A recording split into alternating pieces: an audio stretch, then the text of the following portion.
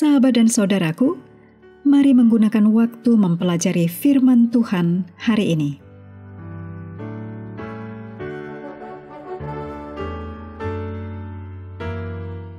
Hari Senin tanggal 25 Agustus judulnya Lebih Banyak Hukum.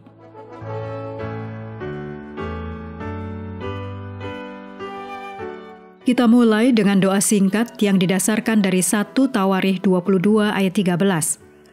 Maka engkau akan berhasil jika engkau melakukan dengan setia ketetapan-ketetapan dan hukum-hukum yang diperintahkan Tuhan. Amin.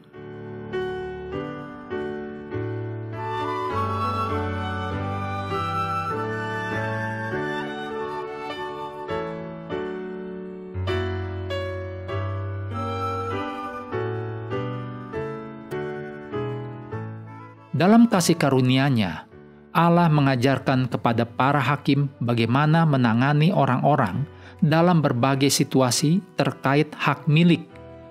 Beberapa contoh kasus disebutkan yang menjelaskan apa yang harus dilakukan jika seekor sapi jantan menyerang sapi jantan milik tetangga, jika seseorang mencuri hewan peliharaan dan menjualnya, jika hewan merumput di ladang atau kebun anggur milik orang lain, jika barang yang dipinjam seseorang dicuri, atau jika seekor hewan sewaan terluka atau mati.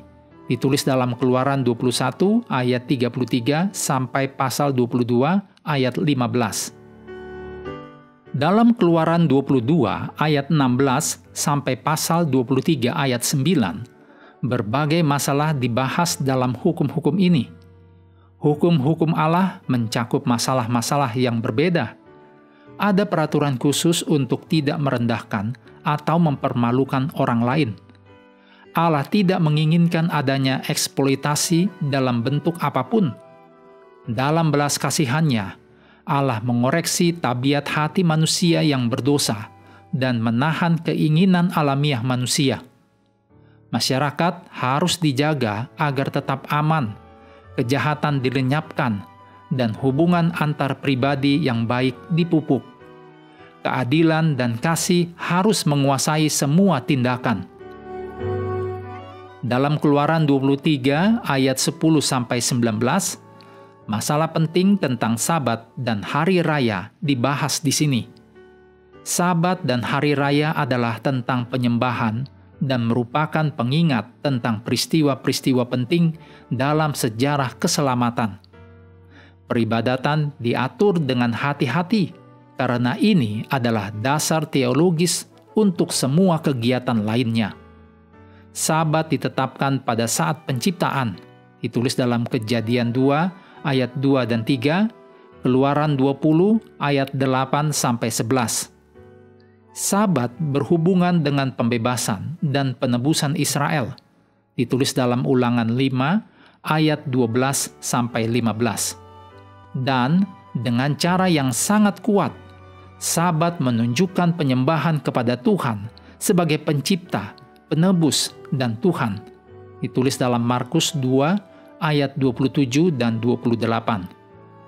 Sementara itu, ada 3 perayaan penting yang harus dirayakan oleh orang Israel setiap tahun.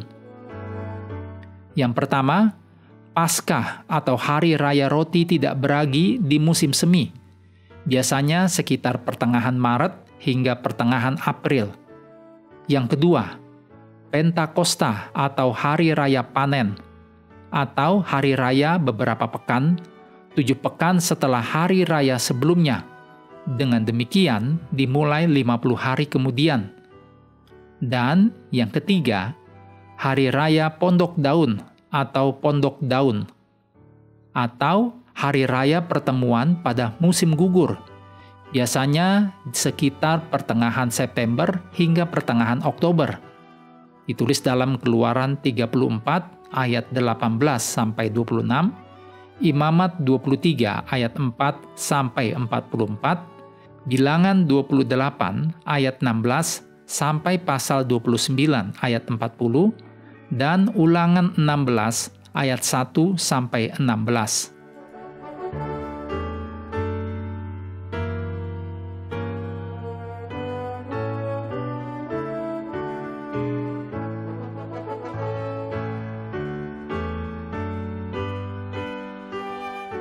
Mengakhiri pelajaran hari ini, mari kembali ke ayat inti, Keluaran 20 ayat 22 dan 23.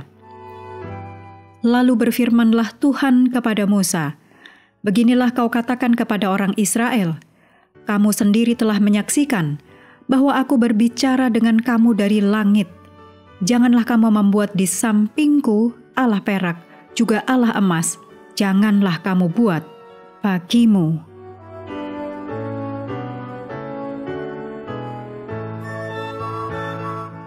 Sahabat juga perlu melengkapi waktu untuk bersekutu dengan Tuhan setiap hari dengan bacaan Alkitab sedunia. Percayalah kepada nabi-nabinya yang melanjutkan dari Bilangan pasal 14.